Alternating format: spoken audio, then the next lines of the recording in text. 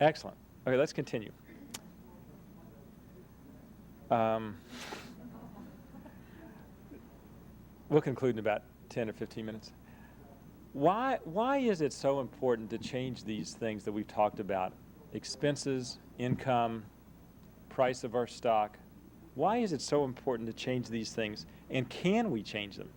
I mean, there's really two really basic questions there. How important is this? And what's the likelihood we can really successfully do it?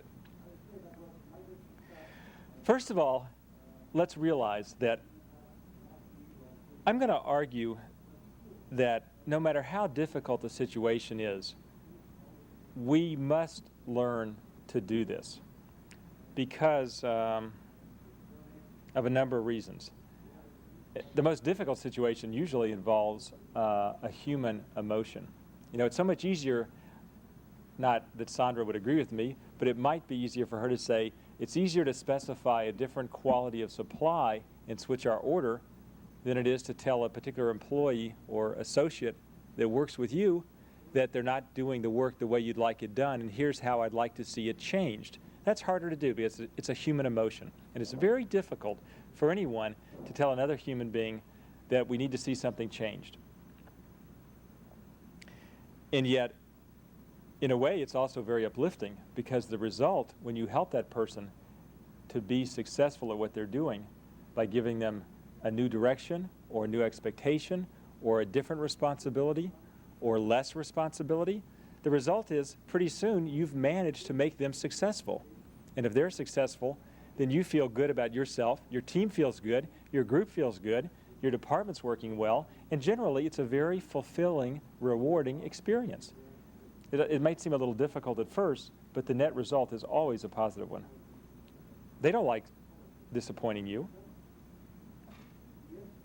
And it really is your responsibility as a manager. I mean, that's why you're a manager in this company, is to do that, to exercise your responsibility as a manager and to get that result. Because it benefits you, certainly.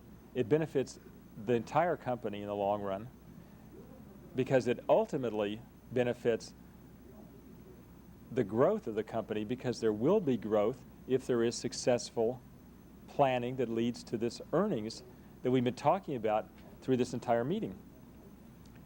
I mean, it's really that simple. Your management of those people and those things and those supplies and that time and the flow of events every day, your management of that is going to translate into those earnings, and that's going to let the company grow. And that growth is what creates the opportunity that we have all appreciated and enjoyed. Salary increases, we've certainly had those, and that's all been driven by our earnings growth. Bonuses and profit sharing. We have profit sharing in this company for everyone that's been here a certain amount of time. And we have bonuses for people at the management level and above, especially in the corporate office, where we're not on a commission or a store bonus structure, but we're on a corporate bonus program. And those bonuses are only driven by the earnings being greater this year than last year. If the earnings are less, there is no bonus. So that's a direct hit to each of our personal financial pocketbooks if we don't get the result that we're capable of getting. Stock option growth. All of us have stock options or will be entitled to stock options for joining the company. And it's so interesting to work out some numbers on stock options. You can go crazy with these numbers. For example, I worked out a few. If somebody just had 200 options to purchase Sharper Image stock that were worth $20 a share, that would be $4,000. It's not a huge amount, but none of us would object if I gave you a check for $4,000 at the end of the meeting. If it was 500 shares at $20 a share, that would be a $10,000 check. That would make your evening even brighter to go home with $10,000 extra in your pocket. If it was 1,000 shares at a $20 profit on the stock, that works out to $20,000. How about if the stock was $50 a share? You know, a lot of these shares don't vest except over a number of years. You have to be here a certain number of years, and they vest a little bit each year. What if at the end of the vesting period, say 5 years from today, the stock was at $50 a share? Work out those same numbers again. 200 shares at $50, $10,000. 500 shares at $50, it's $25,000. If somebody had 1,000 shares and made $50, it's $50,000. If they were fortunate enough and had been with this company long enough, and through the growth and opportunity we had created, had risen to a high enough level to have 10,000 options or shares and made $50 on each share, it's $500,000. And you might say, $50 is out of the question. And yet I would point out that next year, the projection for the earnings of our company will probably be around $1 a share if we get the result that we could. And if we earned $1 a share, and if we were trading at a 30 or even a 20 times multiple, it would be a $20 stock at the end of next year. If it was trading at 30 times, it would be a $30 stock. And those are the same multiples that right now are being gotten by Walmart and Nordstrom. That could happen 14 months from today. So it isn't now the question at all that in 5 years this could be a $50 stock. In fact, it's almost, the odds are perhaps the other way, that if we do our job well, it'll be hard for it not to be a $50 stock in 5 years.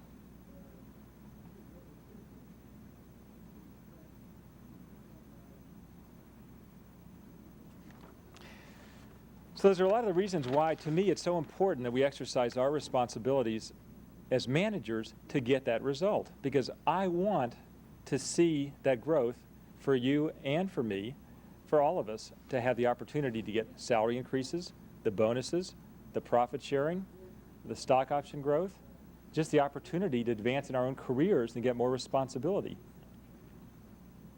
And most importantly, because the second part of that equation that makes up the ratio that's applied to our earnings to get the price of our stock, that price-earnings ratio, the second part of that, the first part is expectation of consistent earnings. The second part is how professional is our management. And the simple fact is that the analysts, the people who make up the price of our stock every day, they don't really believe that we have professional management. It's reflected in our stock price. I've been told personally a number of times, I've been told by people who are analysts, who do trade our stock every day, that they don't believe that we have the professional management team that we need to go into the future. And they have told me that if we hired the professional managers, the professional store managers, the professional district managers, the professional regional managers, the professional accounting managers, the professional merchandising managers, the professional data processing managers, if we hired the right professional people, we would get a higher multiple.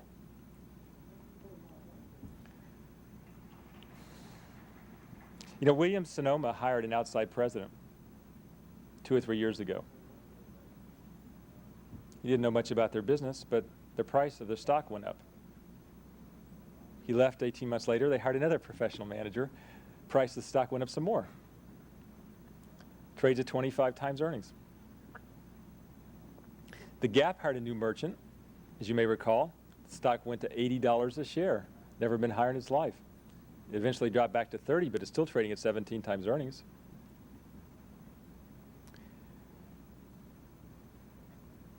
If we hired a new president, our stock price might go up. If we hired a new vice president of merchandising, the price would probably go up. If we hired a new vice president of any area, analysts would be impressed because they don't believe that we have the professional management to make this company consistently grow in the future. Now, these people don't know much about our business, admittedly. They really don't. I mean, they analyze the May Company and Bullock's and the Emporium and the Gap and Ann Taylor and Laura Ashley. They don't really know much about the Sharper image. But one thing they do sort of know is they do know that as we grow from a 0-size company to 100 million to a 200 million size company, they know that a lot of things take place. And they don't think that we really have the disciplines in place to control costs, for example.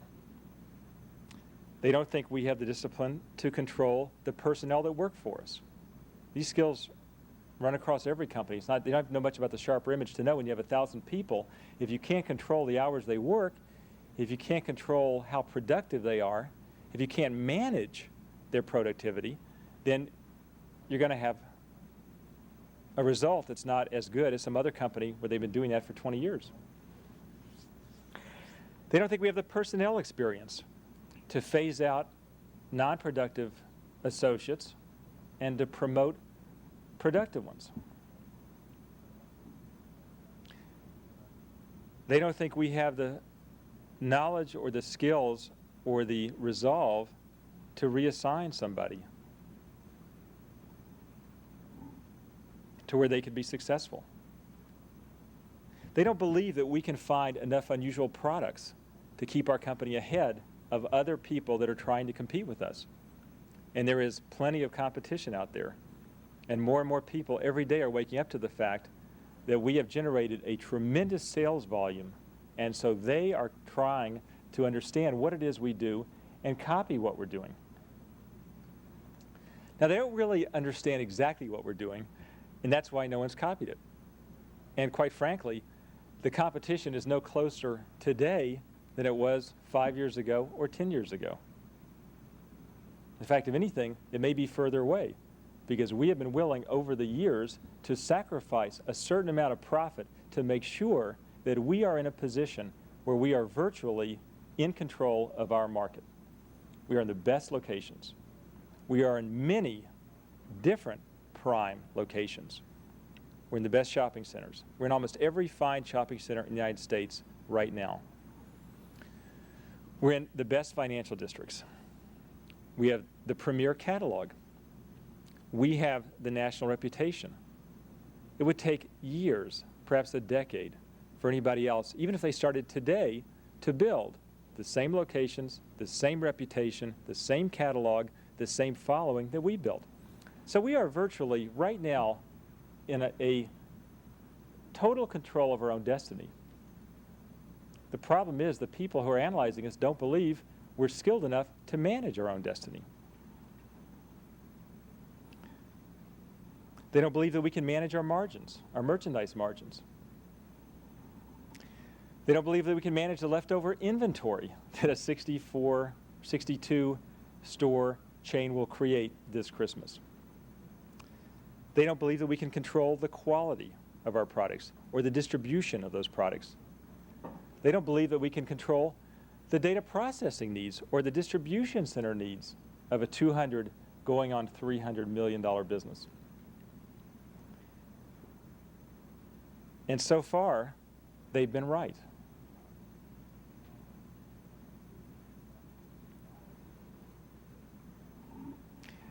They knew something when we reported that fourth quarter last year that told them somehow we were going to get ourselves into a problem. And they were absolutely correct.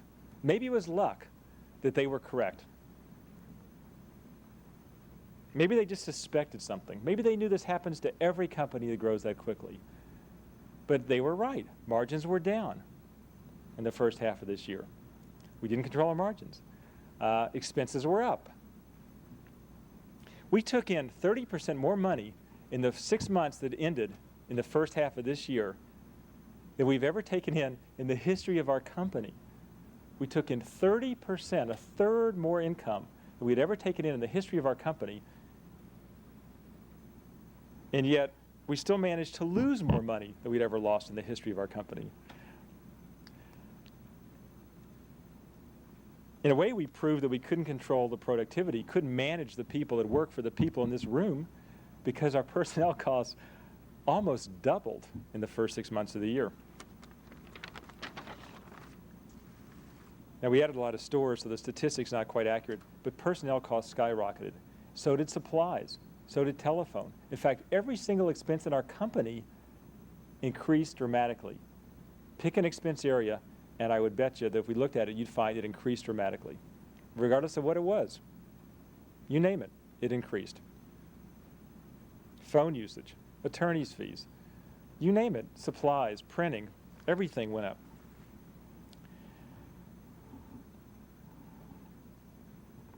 So we sit here today and we ask ourselves, this is a lot of sort of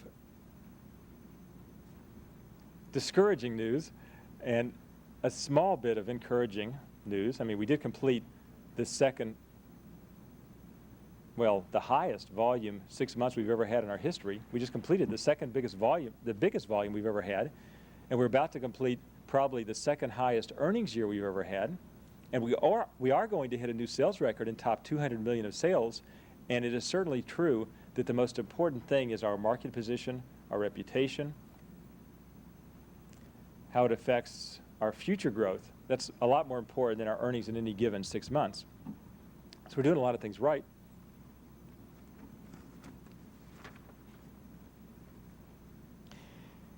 And we could probably agree that we are here today, sitting in this room, listening to this, because we want to satisfy ourselves through an interesting, rewarding, productive job.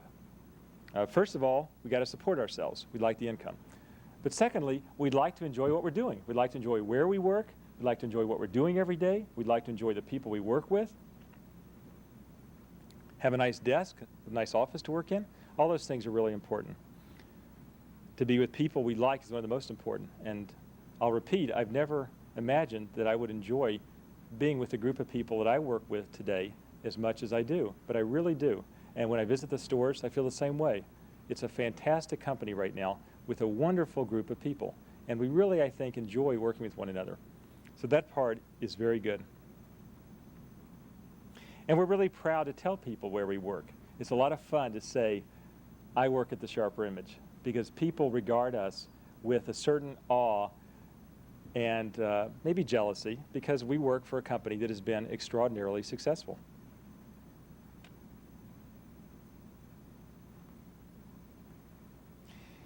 And of course, we like to keep having the other things that are just income items: raises, bonuses, profit sharing, stock growth. And we can have all that if we continue to grow, and that growth is measured by the earnings. And if we stop growing, then we will have a very difficult experience, because we will have to face the contraction of everything we've done. We will stop adding stores. We will stop adding responsibility, and people will have no place to move up to. And that would be so discouraging, because it has been so exciting to see the responsibilities that we have created that people can move up and into. And as we get to be a bigger company, more of those will be created if we have the growth that allows us to continue to expand. So there are plenty of reasons why it's very clear we want to do everything we can to make these earnings grow, and that the company grows, and that you continue to enjoy even more what you've been doing and to get rewarded for it. Can we really affect that? Can this group of people right here really affect what's going to happen the next 6 months, the next year? I mean, that is really the most important question. You know, we're a company that's always been known for giving people a lot of room to exercise their own authority. And I think, if anything, our company is known for giving people a lot of space in which to be responsible for their group. We don't have any company overhead watching us or saying, no, you can't do that, or you can't do this. We basically have pretty much control of our own destiny. So each of you in your own area really does have a lot of room. And as a company, we have total freedom to do whatever we want. And those that you supervise, hopefully you have some influence on. I mean, you manage them every day. They're under your direct authority. And things that you ask them to do, they probably would like to try real hard to do them, especially if you make it clear to them you insist on that. And we have done a lot to prove to ourselves in the past 4 or 5 months that we can move very quickly to change things. You know, we have engaged in a program to cut expenses and to improve margins, and we've done that in a lot of areas. We have improved our merchandise margins substantially. Maybe some we improved too much, but we have done a lot across the board to see our retail prices increase, and our merchandise margins are up about 5% compared to 4 months ago. We have done a lot to improve our expense level. We've cut the expenses in a number of areas, and we've done it very well and very quickly. So I don't think there's any real doubt that we can get a result. I mean, it would have been so much more difficult to convince you of that 4 months ago than it is today, because we've already seen tremendous gains. I could just list things in every area of the company that have improved, and I don't want to leave anybody out, but I can point out that we've improved our telemarketing efforts. I know we've lowered our abandon rate.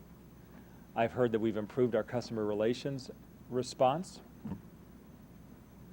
I know that in the data processing area, we've come a long way on our new inventory replenishment system, the MIDA system, and people are very pleased with the way that's come along. And we're getting a new Silver Lake IBM computer, the newest model, I understand. I know that this year we've signed our leases earlier than we've ever signed them in the history of the company. And we have 17 leases for this year already signed. We've already opened about half of those stores, which is way ahead of last year. I mean, last year we didn't open 90% of the stores until October. So we are way ahead of last year in so many areas.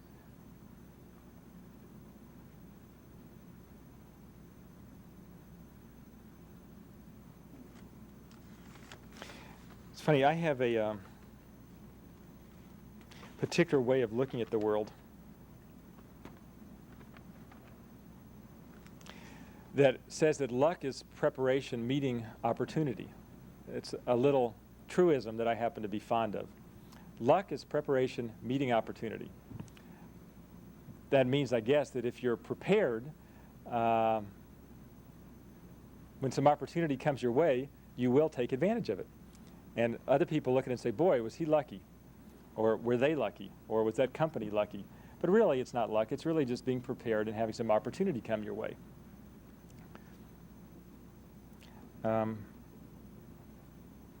Last year, in the last half of the year, we had a lot of opportunity come our way. Our stores did phenomenal business, and we were pleasantly surprised to see the volume of sales that came in. And in telemarketing, I think we were pleasantly surprised to see the volume of orders that came in. And I don't think we were really very prepared throughout our company for that opportunity. We lost a lot of momentum, especially in the telemarketing area, and in the data processing area, because we didn't take orders properly, or we took them inaccurately, or we sent them out incorrectly. And we were really not very prepared. And so a lot of opportunity came our way, so much opportunity that even though we weren't very prepared, we still did really well.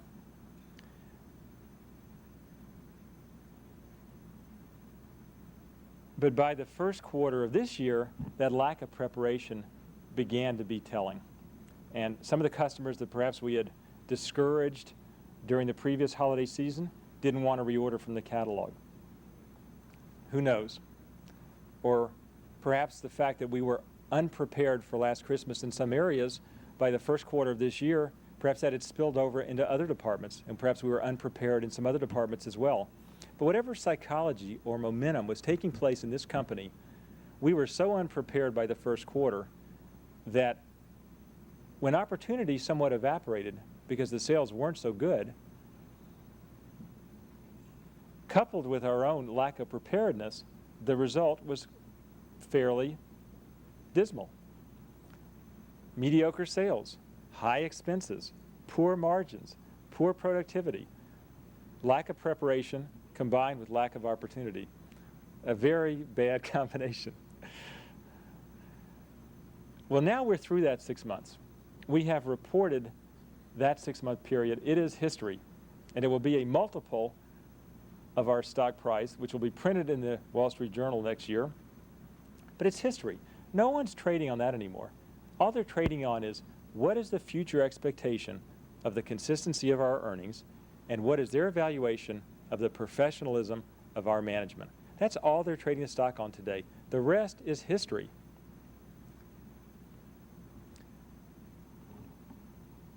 And in the fourth quarter to come, we may get another excellent view of opportunity, because we feel that our stores and our mail order will get a very strong reception this fourth quarter, in spite of the fact that last year we turned off a number of people, and I doubt if those people order from us again.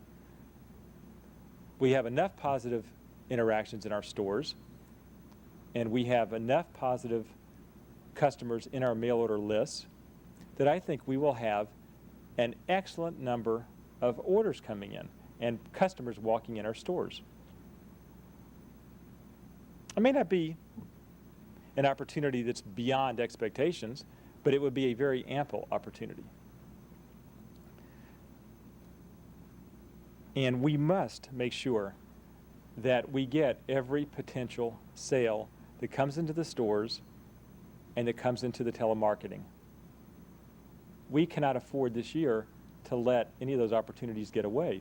And if we are prepared enough, we will have the situation where we have a very high level of preparation, meeting at least an ample enough opportunity that the net result will be an outstanding result.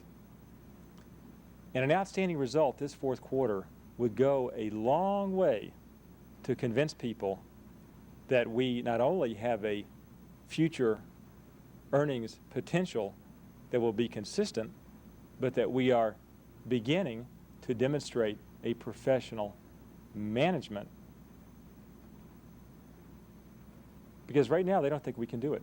They don't think there's a chance in this world that we will get above 55 or 60 cents a share for the entire year. And if we came in with, say, something equal to last year, say 70 cents, they would be amazed. And if we came in with 75 cents, say 7% above last year, they would be flabbergasted. And they still probably would not give us the multiple we deserve, if we're really as good as I suspect we will be. But they probably would begin to notice us, and they would say, well, can't quite write that group of young managers off yet. They are a little more professional than we thought. And if we continued into the first quarter of next year and smashed the crummy record of the previous year, then they would begin to notice again. And if we continued that into the second quarter of next year, and again demonstrated that we can exceed the previous year's quarterly report, they would again draw the same conclusion. They would say, gee, the future expectation here is getting very consistent. This group must be getting their act together and managing this company more professionally. Evidently, they can run a retail business and a catalog business successfully. But it's going to take a little time to demonstrate that to them. And we had that opportunity this last year. We came off a fantastic fourth quarter. People were amazed, but we couldn't follow it up with another success 3 months later. In fact, not only did we not follow it up with another success, we turned in one of the worst performances. So you can't blame people for being a little bit skeptical. But if they see 1 year, year and a half, 2 years of consistent results, they will accord us the multiple on our earnings that we would like to think that we deserve. But there are so many little things we have to do right between now and then to get there. And that's what's so, in a way, nice about this problem. It's a very simple human problem. It's just us, the people in this room, the store managers, the district managers, and the regional managers deciding that we will manage each little thing properly, that we'll make sure the phone lines are in place, and that we have all the orders taken quickly and promptly during the holiday season, that all the mail will be opened properly, that we'll process the orders, that we'll send the picks to the distribution center, that we'll ship the orders out right away, that the Federal Express that we say will go out in 24 hours really does go out in 24 hours, or that we tell the customer it's not available for Federal Express. The simple little basic things, that every customer that walks in the store is greeted properly and handled properly, and that add-on sales are created when we can do that.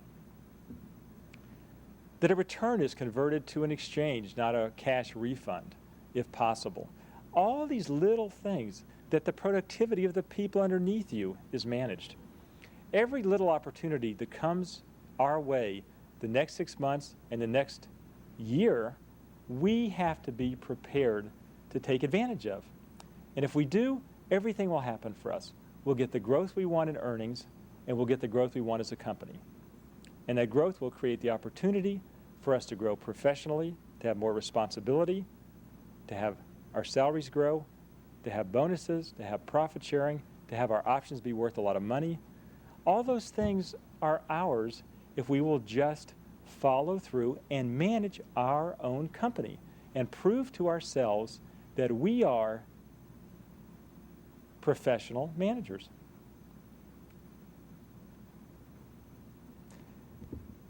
To conclude this, I want to give the store people a message that we are going to be prepared this Christmas in this corporate office to support them out there in the field. So I would ask you, if you would, to verbally acclaim that by simply responding to the question of whether or not you think we can be prepared for this holiday season. Will we be ready?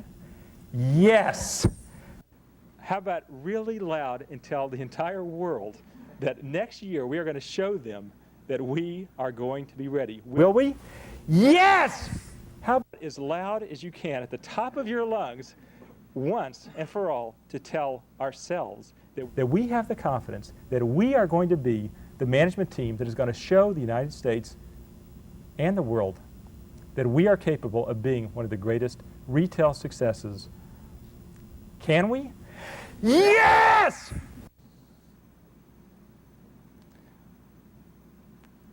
That's pretty loud. And I heard that, and I think that the rest of the world will hear that in the next year. And thank you very much. We'll break, and if you'd like to stay around for questions and answers, we can do that. Thanks.